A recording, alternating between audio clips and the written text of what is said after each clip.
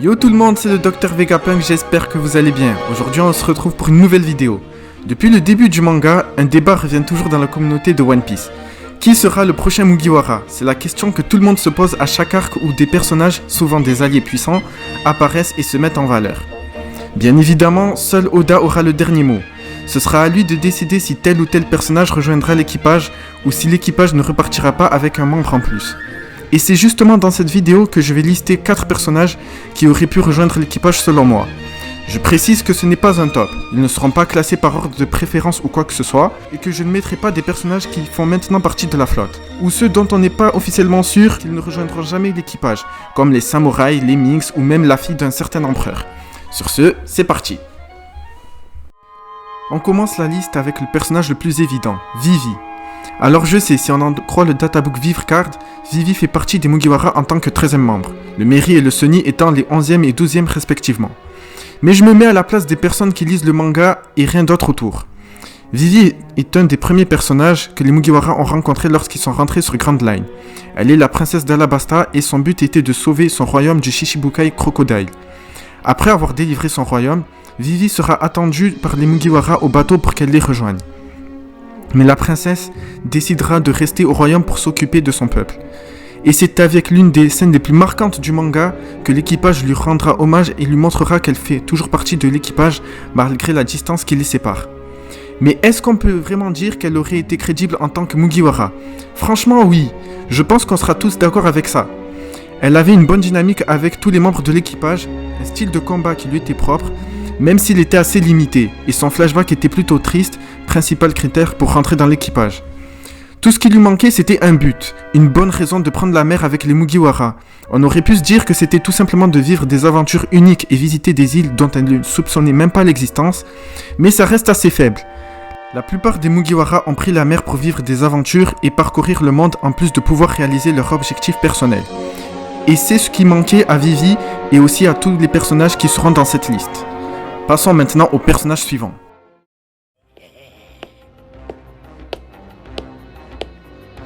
Oi! Hein? 俺の目は節穴じゃねえぞ。いくら変装しようと、俺の経歴に傷をつけた野郎の顔は忘れねえ。ああ！お前！ Bellamy. Là ou plutôt les raisons pour lesquelles je l'ai mis dans cette liste sont tout d'abord parce que le parcours de Bellamy dans le Nouveau Monde me fait penser à celui de Nico Robin lorsqu'elle faisait partie du Baroque Works. Les deux personnages ont été sous les ordres d'un Shichibukai, Robin avec Crocodile et Bellamy avec Doflamingo. La différence étant que Bellamy admirait le Shichibukai mais il a été trahi par ce dernier à Dressrosa et on aurait pu penser qu'il n'avait plus d'endroit où aller tout comme Robin à l'époque. Les interactions qu'il a eues avec Luffy, avec par exemple ce dernier qui le considérait comme un ami et qui lui disait qu'il avait changé, me confortaient dans l'idée qu'il aurait pu être un Mugiwara à la fin de Dressrosa.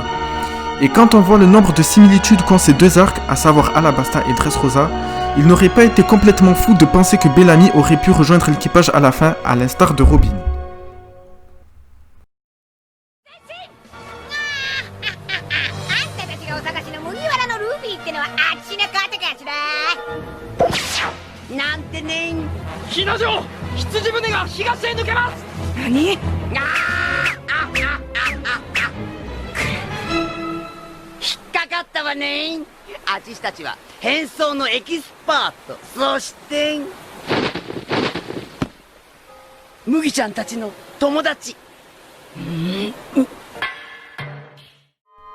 Au départ, Bonne Clé était l'un des principaux adversaires des Mugiwara durant l'arc Alabasta. Par la suite, Bonne Clé s'est révélé comme l'un des meilleurs alliés de Luffy. Il sauve les Mugiwara une première fois à la fin de l'arc Alabasta, mais son meilleur rôle est celui qu'il a eu durant l'arc Impel Down.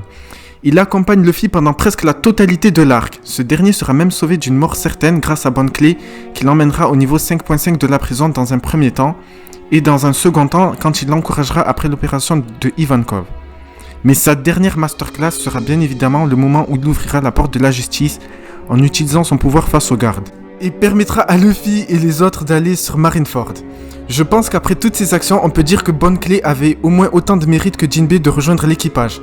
En effet, ce dernier a énormément apporté à Luffy et aux Mugiwara, et c'est l'une des raisons qui fait qu'on le trouve crédible au sein de l'équipage. D'ailleurs, on pourrait penser qu'Oda a écarté volontairement Bon Clay de l'histoire pour qu'il ne fasse pas doublon avec Jinbei, eux qui avaient le rôle de soutien moral à Luffy. 人だ。誰か来る。雲の上を走ってるぞ。おい止まれ。何の用だ。排除する。やる気らしい。上等だ。なんだなんだ。